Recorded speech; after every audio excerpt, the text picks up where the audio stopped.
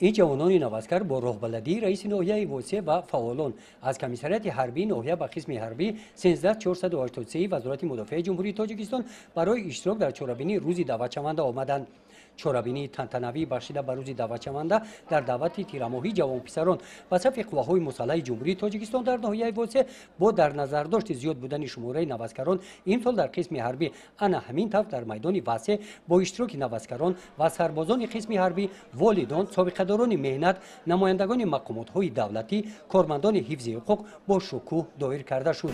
قرض هر یک جوانمرد با ننگ و ناموس است که با صف قوای مسلح جمهوری تاجیکستان وارد شود و قرض فرزندی خویش را ادا نماید. به همین خاطر امروز ما می‌بینیم که در چهره هر یک جوان با ننگ و ناموس مهر وطن دوستی و خویشتن‌شناسی طنین انداز است، زیرا که امروز جامعه امروزه ما را وادار می‌سازد که باید هر یک ذره خاک وطن عزیز ما را حفظ نماییم و نگذاریم که ناخلف به این سرزمین پای ناخلف خود را گذارد. به همین خاطر امروز در ناحیه واسع نیز این معرکه مهم سیاسی، یعنی روز دعوت شونده، یعنی سفربر نمودن دعوت شوندگان به صف قوای مسلح جمهوری تاجیکستان برگزار می‌گردد و همیشه ما با جوانان سن دعوتی دعوت به عمل می‌آوریم که آمده با اختیار خود با خواهش خود با صف قوای مسلح جمهوری تاجیکستان وارد شوند، زیرا که صف قوای مسلح جمهوری تاجیکستان مکتب مردانگی است و هر یک نفری که این مکتب آب و تاب زندگی را می‌گذرد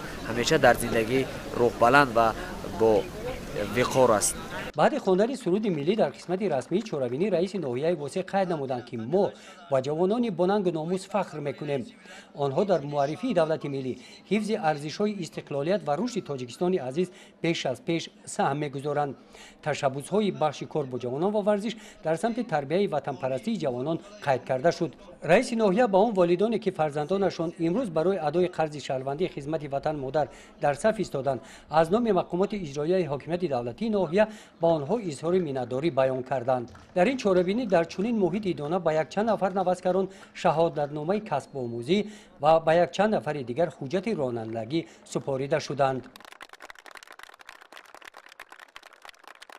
من نظیر مدوده جمعی بعد از ختم دانشگاه با خواهش خودم با صف قوای مسلح جمهوری تاجیکستان و میخواهم خدمت وطن مادر را با سر بلند با انتمام رسانم با دولت خودم خدمت کنم. من میخواهم که برای مادر، وطن، برادر، پدر رفته با سر بلند خدمت نمایم.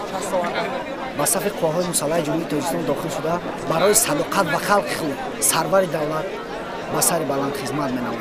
قسمت فرهنگی چورابینی بخشیده به روز دعوت شونده که آن را بخش کار با جوانان و ورزش آماده نمودند از یکی از مراسم‌های ملی که آن را نانگزان نام می‌برند شروع گردید. 100 نفر دختران با رمز پرچم ملی این مراسم را با حیثیت بلند و صداقت وطن‌دوستانه انجام دادند. در همین محیط کارمندان بخش فرهنگی ناحیه با سرودهای وطن‌دوستانه برنامه مکمل را پیشکش اشتراکچیان چورابینی نمودند. گزارش خواجه نظریف خدای نظر ظهوروف از ناحیه واسع برای برنامه اطلاعاتی نوید.